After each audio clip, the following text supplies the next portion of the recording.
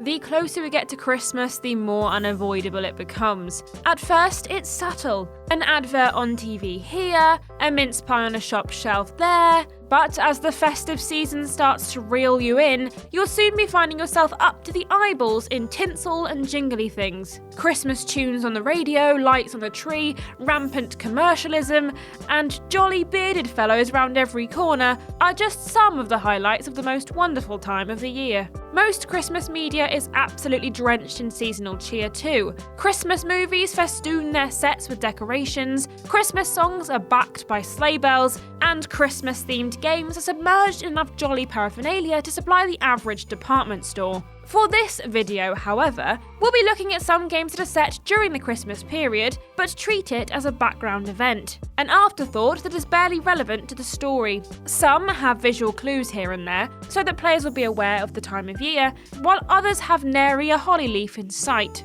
And you might have finished the game without even realising you've missed Christmas dinner. Tragic, I know. I'm the subtly Christmassy Ashton from Triple Jump, and here are 10 games set at Christmas, but you might not have realised. Number 10, Batman Arkham Origins. If you haven't played through the Arkham series, you might not be aware that 2013's Batman Arkham Origins is set during Christmas in Gotham City. While everyone's favourite Chiropteran hero uses stealth and violence to combat the plans of the evil Black Mask and his associates, eagle-eyed players will notice plenty of clues as to the time of year, with tasteful decorations situated here and there to spruce up the city's ambience. Having said that, the Gothic architecture and ominous dark streets of Gotham still manage to look dark and dreary even with Christmas trees, presents and fairy lights festooned about the place. It's an impressive feat of municipal design, really, that the whole place looks so miserable that even seasonal adornments can't stop it from feeling like an oppressive icy dystopia. Christmas cheer isn't exactly rife in the characters either. In fact, the only one who seems to even care that it's Christmas is poor old Alfred, who has to juggle assisting his billionaire crime-fighting employer while trying to make sure Christmas dinner goes according to plan. Honestly, I think it's time we realised who the real hero of the piece is. Number 9, Parasite Eve. Now, if TV has taught me anything about New York, it's that it can get quite chilly. Square's 1998 turn-based horror action RPG Parasite Eve is set in a very snowy New York, with an icy-looking establishing shot of the Statue of Liberty, ensuring we know exactly where we are. However, if you happen to look away for a few seconds mere moments later, you might not notice that the game is set at Christmas. A quick wide shot of a Christmas tree followed by a close-up of a tasteful and shiny bauble tells us what the time of year is, before the opera singing, spontaneous combustion, and pistol firing all begin in earnest. You see, Parasite Eve's protagonist, Aya, is a new recruit for the NYPD, and is forced to spend her festive season figuring out why the people of New York are going up in flames, like fairy lights with electrical faults. You have to feel bad for Aya. She'd gone to the opera on a blind date, and ended up at the epicenter of a citywide catastrophe, with her date running off and abandoning her at the first sight of trouble. Well, to be fair, she actually shoved him down when he started panicking. Now Aya, you'll never find love if you keep pushing people away like that. Number 8, Snatcher. Hideo Kojima's cyberpunk adventure game Snatcher was initially released all the way back in 1988. Heavily influenced by the likes of Blade Runner, Snatcher fills your screens with visions of glistening neon dystopia. Such settings invariably contain lots of bright lights and colourful cityscapes, but look close enough and you'll see that many of these dazzling vistas have a decidedly festive feel. That's right, despite not being particularly pertinent to the story, Snatcher is set during a very cyberpunk Christmas, with the occasional festive tune or glistening tree ensuring that the observant are made aware of the time of year. That's not all though, because wandering the streets of Neo Kobe City is Santa himself. What a delightful Christmassy surprise. What's that? You don't think that Santa looks very legitimate? Well, you're right to be suspicious, because it's actually the shifty informant character known as Napoleon, apparently disguising himself as a street Santa to avoid some unknown assailants who he's convinced are out to get him. It's a fine disguise, I suppose, but it's one that will get him a different kind of attention. I hope he's got plenty of gifts in his bag. We wouldn't want to disappoint the children now, would we?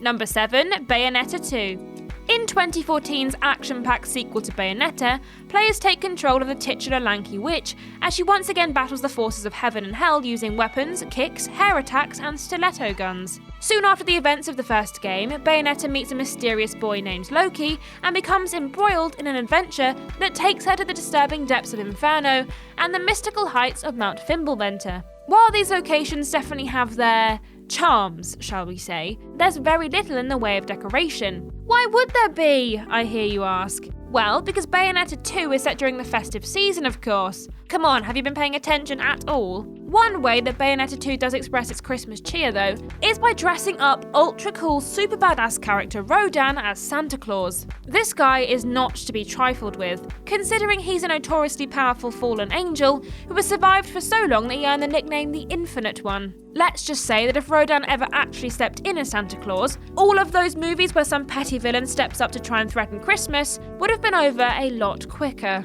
Number 6. Amy. In the 2012 stealth horror title Amy, the player controls a woman named Lana as she attempts to get the heck out of a town beset by a terrifying infection. Lana finds herself protecting the eponymous Amy, a mysterious young girl with strange anti-infection powers who seems to be attracting the attention of some unscrupulous corporate types. The game had some interesting ideas, but alas, clunky controls, technical issues, and some questionable design choices meant that Amy basically boiled down to a frustrating escort mission that lasted for a whole game. It was derided as one of the worst games of its generation, and most people forgot it existed. And those who didn't probably wish they had. We're bringing it up now though, because Amy is set at Christmas. You'd be forgiven for forgetting about this, as it's only mentioned early on by a train conductor, and then referenced when Lana gives Amy a snazzy digital drawing pad as a gift. Aside from these glimmers of seasonal jollity though, Amy is somewhat light on festive cheer, or anything that would bring players joy for that matter. Trust us, this is one Yuletide title you'll want to avoid like the plague. You know, unless you want to spoil Christmas for yourself. Number 5. The Yakuza series. Sega's long-running series based on Kazuma Kiryu and his life in the Japanese criminal underground has a bit of a history of stealthily setting its games during the Christmas period. The 5th game is set in December of 2012 and makes its festive theme fairly obvious, but the more recent Yakuza, Like a Dragon, has a far more subtle Christmassy feel when you visit the region of Sotenbori. Similarly, the first game in the series, 2005's Yakuza for the PlayStation 2, has a faint Yuletide atmosphere if you know where to look for it. While for the most part, you won't spot much that references the festive period at all, certain establishments will be decorated appropriately, and will play some lovely festive music too. How cozy! Perhaps the most delightful of all the Christmas references in the Yakuza series comes in 2006's Yakuza 2, which is also set in December and features a lovely rendition of timeless Christmas classic Silent Night during the end credits. After a long and action-packed climax involving countless battles, multiple murders, and a host of time bombs scattered throughout Tokyo, what better way to unwind than with the most peaceful Christmas song there is? I think Kiryu has earned a few silent nights after all that, don't you? Number 4. Extermination. Released in 2001, the PS2 horror title Extermination tells the story of a US Marine recon team responding to a distress signal from a top-secret Antarctic research facility. Just like Santa Claus, our team of heroic Marines spend Christmas Eve flying through snowy skies and over chilly landscapes. Unlike Santa Claus, however, our heroes have to parachute to safety after their transport suddenly develops a severe case of flaming engine. From this point on, players will spend most of their time guiding protagonist Dennis Riley as he tries to figure out what's going on in the dingy laboratories of the facility. To make things worse, the place is crawling with disgusting subhuman monstrosities too. And these guys are definitely not looking for a kiss under the mistletoe. Not that there's any mistletoe to be found. In fact, there aren't any decorations up at all. It seems that whatever happened in this isolated research facility happened before the employees were able to put up their tree or hang any fairy lights, and that's just tragic. Come to think of it, if Santa lives at the North Pole, then this Antarctic facility is just about as far away from the big man's jolly sphere of influence as one can get. No wonder things don't seem very festive. Number 3. Rabbids Go Home. Rabbids Go Home is the fourth game to feature the titular, unhinged rabbit-like creatures, and is the first Rabbids title to ditch Rayman altogether and focus entirely on the Rabbids. In the game, the Rabbids have decided they need to go back to their home planet after coming to Earth and partying too hard, only they get distracted and decide to go to the moon instead. They then decide to reach said heavenly body by piling ridiculously high mountains of scrap so that they can walk there, I guess. The player must control a pair of Rabbids as they collect human junk in various locations. This junk must be piled into a shopping cart and then transported back to the moon pile by dumping it into a toilet. Eventually, the humans fight back, understandably disgruntled that their stuff keeps getting stolen and thrown in the latrine. It's complete madness, of course, but as you might have guessed by now, this madness is set at Christmas. Not that much is made of it. The only real indications are some dates on security cameras, some audio clips, and a couple of appearances of good old Saint Nick. Oh, and at one point, the Rabbids steal a Christmas tree to add to their junk pile. Such disrespect for our Earthling festive traditions. For shame. Number 2, Superman. In Sunsoft's Superman for the Mega Drive, known in Europe as Superman Man of Steel, players take control of the caped Kryptonian as he attempts to foil the plans of Brainiac. In the game, Superman will leap from rooftop to rooftop, fight through a subway train, and even swoop through space, as he takes on the minions, henchmen, and allies of his super intelligent foe. It's a side-scrolling action game that's fairly standard for the era, but the man himself seems oddly limited, with superpowered punches and laser vision only available after picking up certain power-ups. In fact, during the standard side-scrolling levels, Superman can't even fly, and instead is forced to jump and walk around like the rest of us. Why Superman seems so powered down in this game isn't clear, but I'd like to theorise that he's distracted because he hasn't done any Christmas shopping. You see, according to the newspaper articles that move the story along between levels, the game takes place between December 22nd and December 24th, 1992. There's absolutely no visual evidence of Christmas throughout the game though, with nary a pine tree in sight, let alone one with any twinkly lights on it. Maybe when the Caped Crusader finishes saving the city, he can attempt some super decorating too.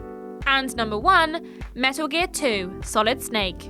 It's kind of fitting that an entry into the Metal Gear series is the ultimate stealth Christmas game. After all, unless you've checked out the manual for the 1990s Metal Gear 2 Solid Snake for the MSX2 system, you'd probably have no idea it was set during the Yuletide season at all. Very sneaky indeed. For the most part, Metal Gear 2 Solid Snake is Christmas free, and sees Solid Snake returning for his second outing, this time attempting to thwart a rogue nation's nefarious plan to rule the world's oil supplies. Mr. Snake achieves this feat by sneaking into an enemy stronghold, taking out pesky guards, and uncovering traitors and evil machinations as he goes. He is aided throughout the game by CIA operative Holly White, whose name may well be a shout-out to the festive season in itself. You see, white is the colour of snow, and Holly is, Christmassy. It checks out. Also, if you're skillful enough to see the adventure come to its conclusion, Solid Snake and Holly will discuss heading home for Christmas dinner. And I honestly cannot think of a better way to wind down from a stressful mission than relaxing with a nice stuffed bird. Merry Christmas, Snake. Merry Christmas, Holly. And Merry Christmas, everyone.